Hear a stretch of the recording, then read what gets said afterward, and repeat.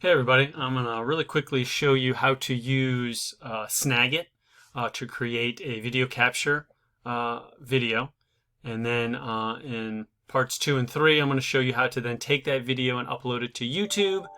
And then also take the video once it's in YouTube and create a quick Edpuzzle video as well. So without further ado, I'll go ahead and get started. So first you want to search for Snagit.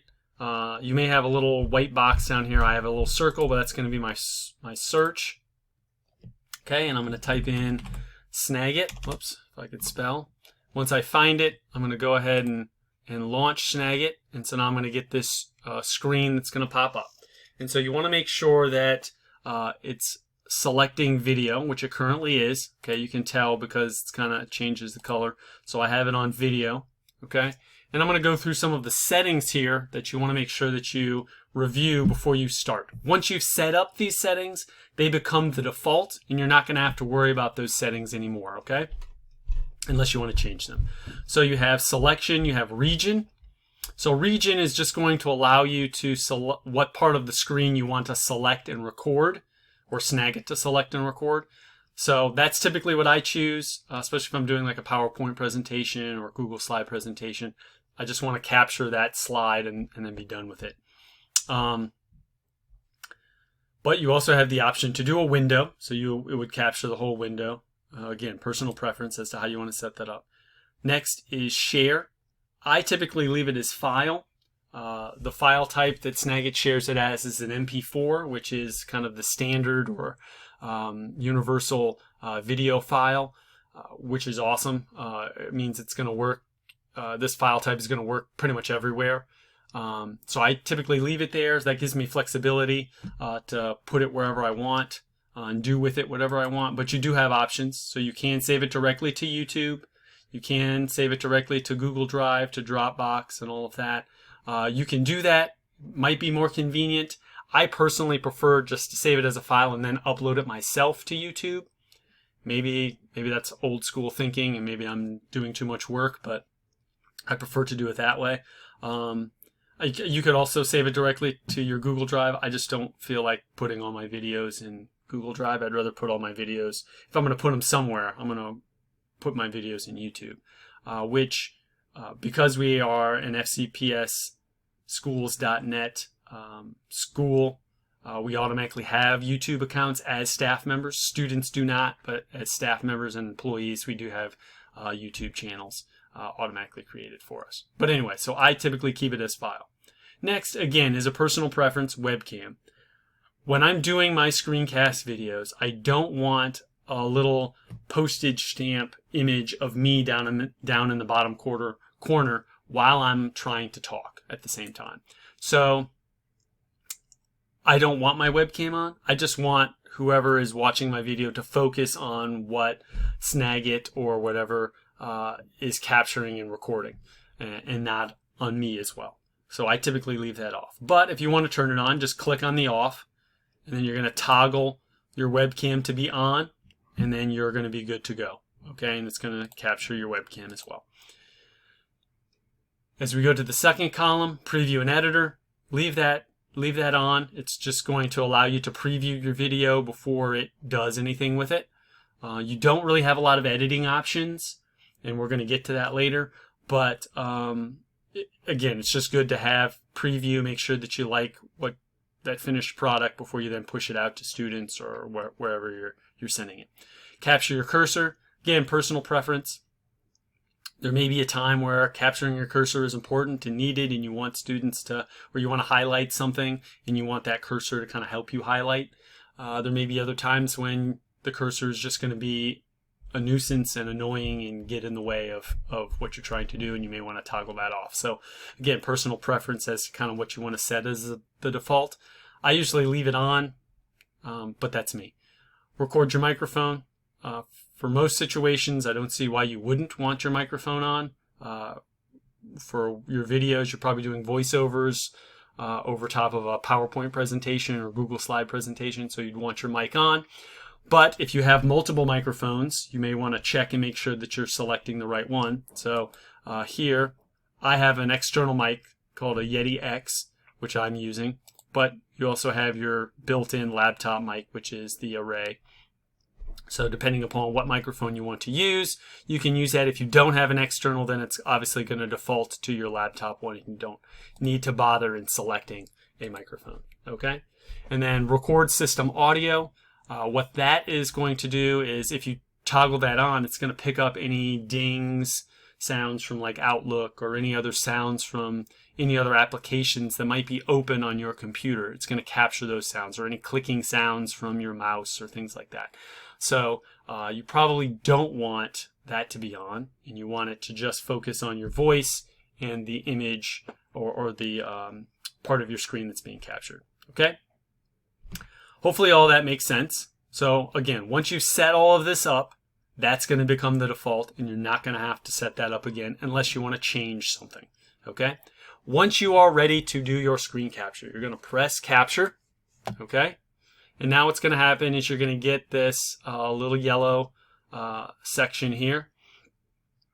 And this is going to be what's going to get captured when you start recording. So let's say I want to do that as my screen.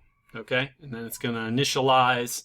And then now you see a little floating bar. So you have your record button, your speaker, if you're going to be turning on system audio, which I turned off if you remember. My microphone, this is good. It's green. It's showing that it's picking up my voice, so that's a good thing.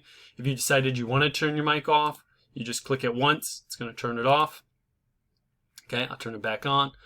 This shows the aspect ratio of what part of the screen is being captured. You can obviously adjust that manually if you needed to. Here's a redo. So let's say you didn't like the section that you created. You could press the redo button. It's now going to pop up the thing again. And so now let's say I wanted to do a bigger part of my screen. Okay. So here we go. I have a bigger part of my screen now. I'm ready to go. If you decided you didn't want to do your video, something came up, you needed to stop, you could press cancel. When you're ready to go, you're going to press the record button, and it's going to count down 3, 2, 1, and then now you're recording your screen, and you could go through your presentation or whatever it is that you are doing. Okay. So if you're in, let's say you decided to go into present mode and you're presenting your Google slide presentation, you talk about your slide here, you can highlight things. It's going to advance through and record all of those things. And as you see, it's capturing everything that's in my Google slide presentation. I probably could have done a better job of capturing my screen a little bit. But the unfortunate thing is once you start, you can't kind of adjust these parameters of what's being recorded on your screen. So once you've started, that's it. So if you don't like it or it doesn't turn out the way you want, you're going to have to stop your recording and start all over again. Basically delete that version and then start over, okay? Once you're done with your recording and you've completed it, you can press stop. If you need to pause for any reason, you need to pause and adjust something, then you can press the pause button. It's going to stop the recording for the moment.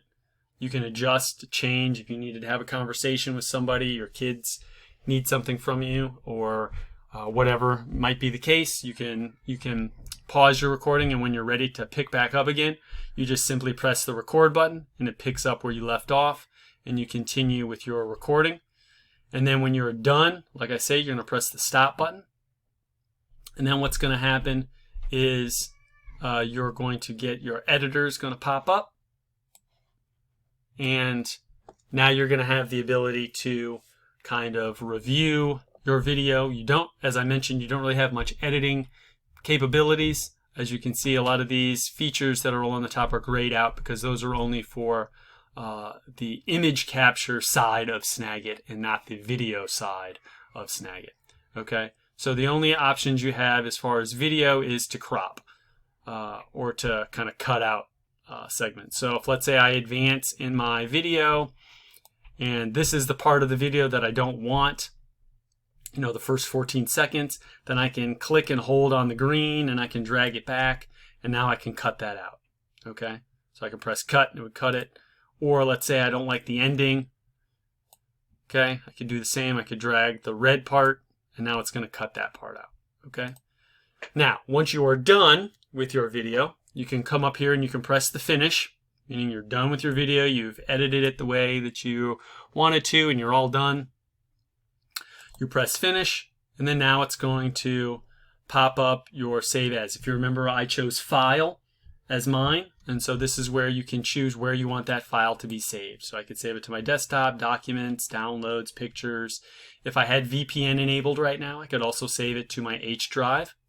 Okay, and ready to go. So let's say I want to save it to my pictures. So I'm going to save this as Snagit video example. Okay, as you see, it saves it as an MP4. Awesome. I save it there. Good to go. You can also see in this editor your video is saved down here, and any recent videos or image captures that you've done are saved there as well. So while you've saved it somewhere else on your computer, it's also saved within this application. Okay, so that's good to know and good to review. So let's say you wanted to come back in and edit it further, you don't have to worry about uploading the video back into the editor. It's automatically there for you to then pop up and edit again, or do what, or save it somewhere else, or do whatever. Okay, so that is really quickly Snagit. I'm going to do a second video on then how you take that Snagit video and upload it to YouTube, and I'm going to do a third video on how to then upload your YouTube video into Edpuzzle. Okay, so thank you very much for this first part on Snagit, and if you have any questions, please reach out to Karin or myself.